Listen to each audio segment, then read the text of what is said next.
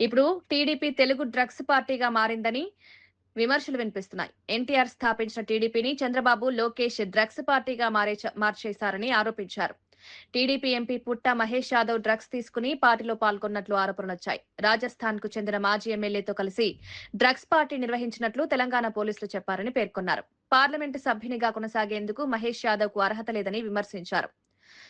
ఈ ఘటనపై పూర్తిస్థాయి విచారణ జరిపి నిజాలు బయటపెట్టాలని నేతలు డిమాండ్ చేశారు. అసలు ఒక మాటలో చెప్పాలి అంటే టీడీపీ అంటే తెలుగుదేశం పార్టీ కాదు, ఇది తెలుగు డ్రగ్స్ పార్టీ లాగా తయారైంది. టీడీపీ అబ్రివేషన్ మారిపోయింది. తెలుగుదేశం పార్టీ అనేటువంటిది ఆయన రామారావు గారు పెట్టినటువంటి పార్టీ. చంద్రబాబు నాయుడు గారు రెడ్ బుక్ లోకేష్ వచ్చిన తర్వాత టీడీపీ అంటే తెలుగు డ్రగ్స్ పార్టీ కింద మార్చివేశారు. దీనికి పరాకాష్ట ఏమిటంటే ఒక ఎంపీగా ఉన్నటువంటి వ్యక్తి పుట్ట మహేష్ యాదవ్, సాక్షాత్తు ఎంపీగా ఉన్నటువంటి వ్యక్తి డ్రగ్స్ పార్టీలో పాల్గొనడమే కాకుండా ఆయన కూడా డ్రగ్స్ తీసుకుని ఆయన కూడా పాజిటివ్ రావడం జరిగింది. ఇంతకన్నా దౌర్భాగ్యం అనేటువంటి పరిస్థితి ఎక్కడ ఉండదు.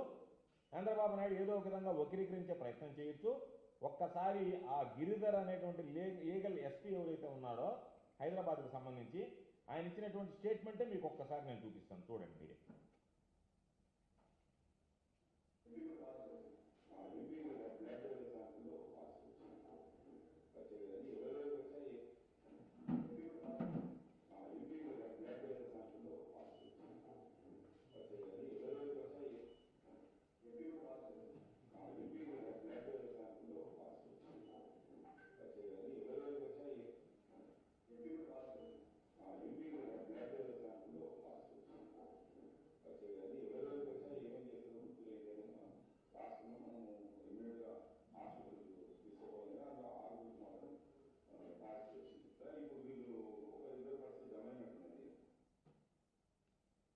అదేవిధంగా అనేక ఛానల్స్ వాటికి సంబంధించి ఏ విధంగా ఇది వచ్చిందనేటువంటి దాని మీద ఎస్పీ చెప్పినటువంటి స్టేట్మెంట్స్ అంటే